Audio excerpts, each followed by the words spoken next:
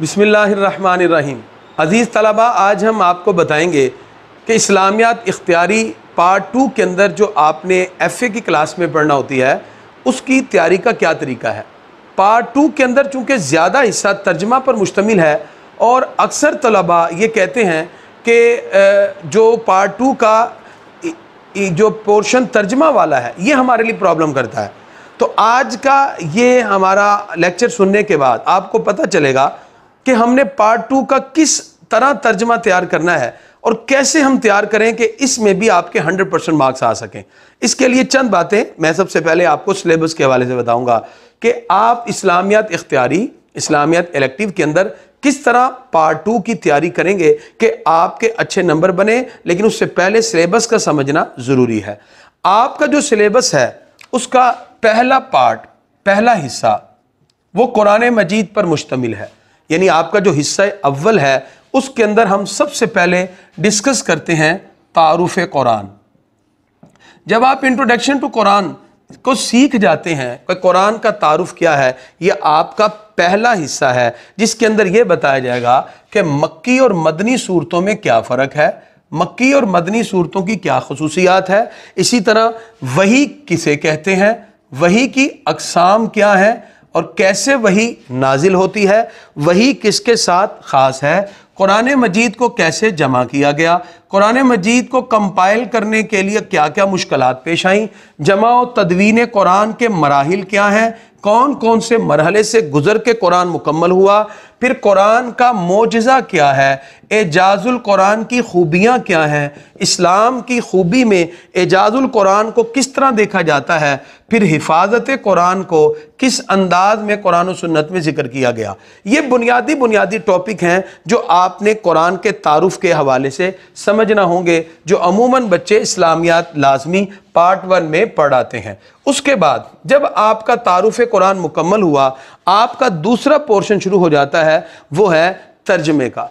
इसके अंदर आपकी सूरह अल बकरा है।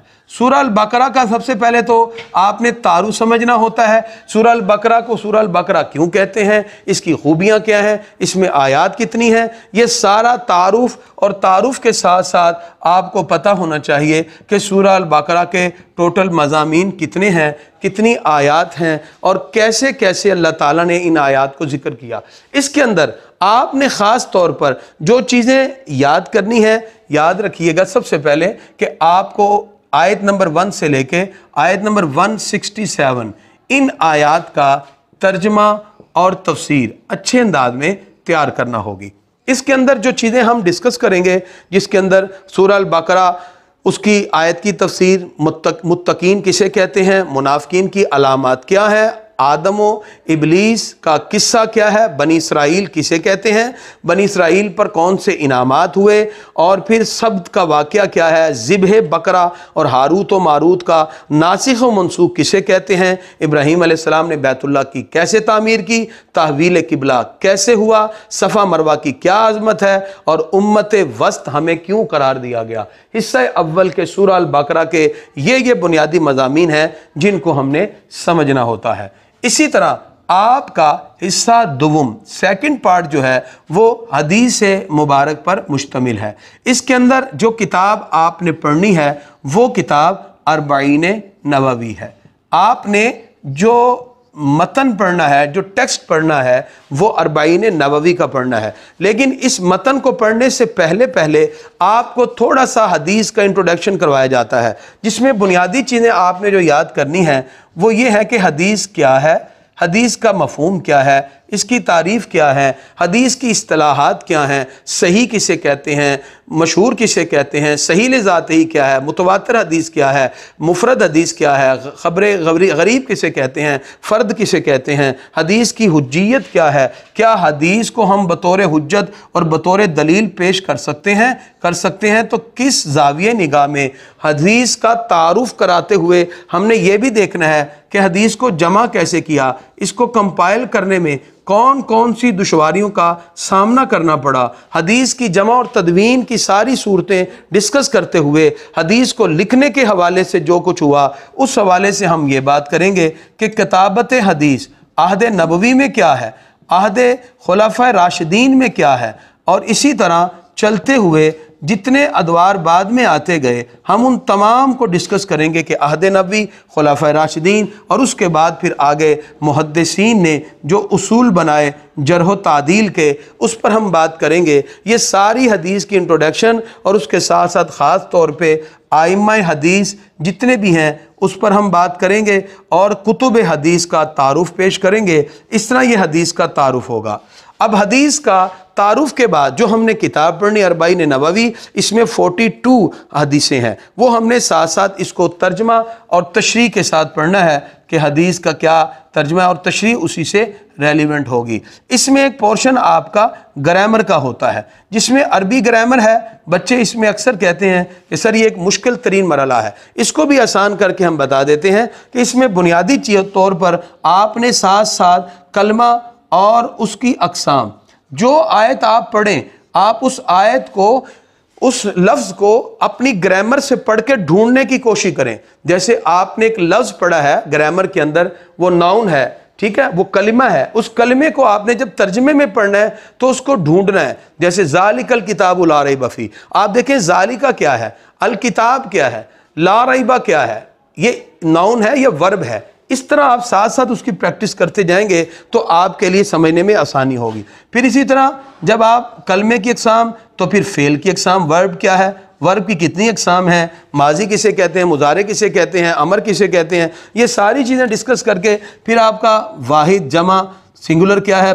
प्लूरल के क्या कायदे हैं, अरबी ज़ुबान के अंदर जमा मुकस्सर किसे कहते हैं, जमा सही किसे कहते हैं, जमा सालिम किसे कहते हैं। इसी तरह जिसको आप मुज़क्कर व मुअन्नस पढ़ के आए, इसको यहाँ तज़कीर व तानीस कहा जाता है। इस तरह आपको ग्रामर का ये पोर्शन भी इसी अंदाज में तैयार करना होता है। तो ये है आपका सिलेबस जिसको आपने ज़हन में रखना है। अब इसको आपने नंबर कैसे लेने हैं और पेपर किस तरह तैयार करना है, उसका पूरा पैटर्न मैं आपके सामने डिस्कस करता हूँ ताकि आपको पेपर करने में भी आसानी हो और उसके साथ साथ नंबर लेने के हवाले से भी आपको इल्म हो कि कैसे आप अच्छे नंबर लेकर इसमें 100% पास हो सकते हैं। आपका जो पेपर है इस्लामियात इलेक्टिव पार्ट 2 का, इसके अंदर आपको इसी अंदाज में जैसे पार्ट 1 में आपने शॉर्ट क्वेश्चन किए थे, सबसे पहला क्वेश्चन जो आपका एमसीक्यूज होगा। लिहाजा आपके पूरे सिलेबस से रेलिवेंट आपको एमसीक्यूज पूछे जाएंगे और ये आपका मारूजी तर्ज होता है, यानी आपका ऑब्जेक्टिव है, इसके बाद वाला आपका सब्जेक्टिव है। एमसीक्यूज आपके 20 होंगे जो आपने 20 ही करने हैं और इस तरह आपके 20 नंबर बने, हर एक नंबर का है और ये पूरे सिलेबस से मिलकर आता है जिसमें ग्रामर वगैरह सब शामिल होती है। इसके बाद आपका जो क्वेश्चन नंबर 2 है वो आपके शॉर्ट क्वेश्चन है। शॉर्ट क्वेश्चन में करने का तरीका आपका क्या है, आपके टोटल 9 होंगे और आपने उसमें से 6 करने हैं। आपके लिए ऑप्शन है, लिहाजा जब आप 6 करते हैं तो आपका टोटल जो है उसमें 12 मार्क बन जाते हैं।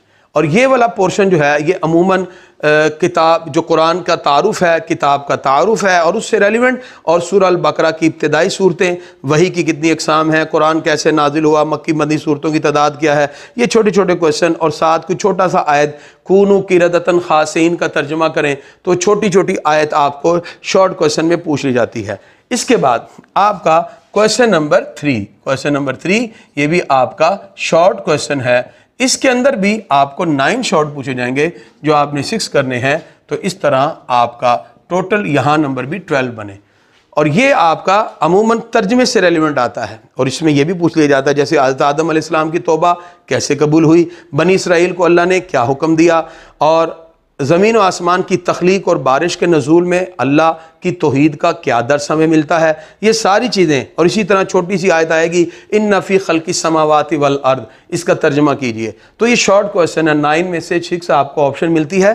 क्वेश्चन नंबर 3 इस तरह ये भी 12 मार्क्स का हुआ। इसके बाद आपका क्वेश्चन नंबर 4 ये भी आपका शॉर्ट क्वेश्चन है। इसके अंदर आपने 2-2 नंबर के शॉर्ट क्वेश्चन करने होते हैं। इसके अंदर आपने टोटल आपसे 12 पूछे जाते हैं जिसमें से आपने 8 करने हैं और ये भी आपके 2-2 नंबर के हैं और ये टोटल 16 आपके मार्क्स बने। इसके अंदर भी आपको हदीस से रेलिवेंट चीज़ें पूछी जाती हैं।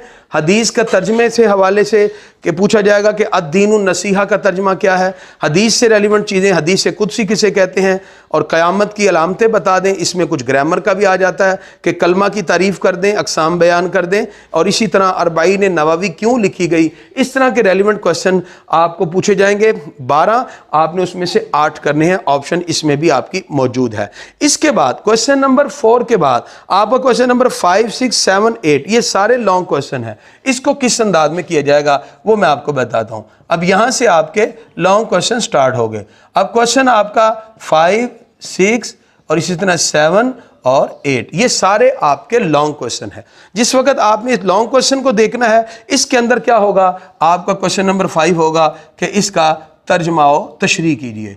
आपने तर्जमा और तशरीह करना है, और तर्जमा और तशरीह करते हुए तफसीर में आपने आयत को सामने रखना है, और उससे रेलिवेंट आपने कोई ना कोई आयत ज़रूर देनी है। जैसे ख़त्म अल्लाहु अला कुलूबिहिम व अला सामिहिम, इससे रेलिवेंट आपको कुछ ना कुछ तर्जमा और तशरीह करना होगा। एक आयत होगी और उसका तर्जमा और तशरीह।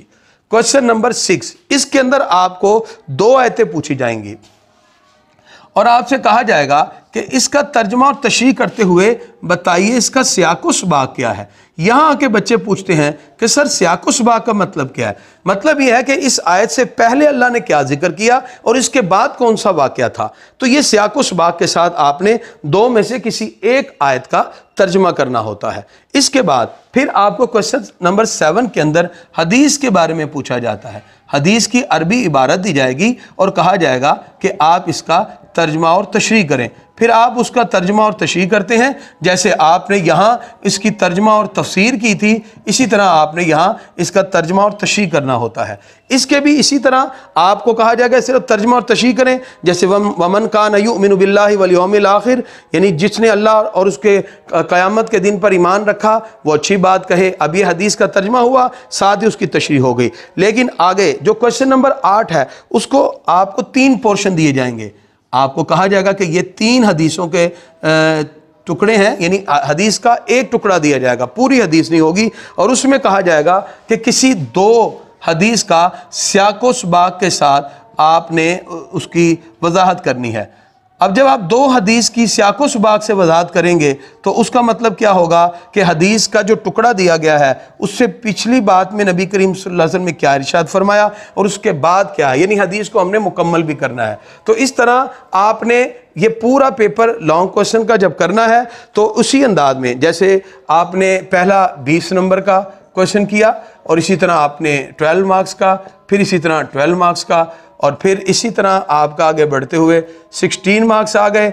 और फिर आपका क्वेश्चन नंबर 5, क्वेश्चन नंबर 6 और इसी तरह 7 और 8 आपने इसको 10-10 नंबर का जब किया तो आपके टोटल 100 मार्क्स बन गए। ये आपका पूरा पेपर एनालिसिस है जो कि आपने पूरे का पूरा 100 मार्क्स में करना है। ये इस्लामियत इलेक्टिव है, इसमें तर्जमा, इसमें तफसीर, ख़ास तौर पे आपका लॉन्ग क्वेश्चन के हवाले से ये पोर्शन होता है जिसके अंदर 60 नंबर आपके MCQs और शॉर्ट क्वेश्चन के होते हैं, 40 मार्क्स आपके लॉन्ग क्वेश्चन के होते हैं जो क्वेश्चन नंबर 5 से लेके 8 तक आपने करना है। इसमें ख़ास तौर पे जो तैयारी वाली चीज़ है वो सियाक़ व सबाक़ है, हदीस के आगे और पीछे क्या था और आयत के आगे और पीछे। इस तरह अगर आप तैयारी करेंगे तो 100% आपकी तैयारी हो जाएगी।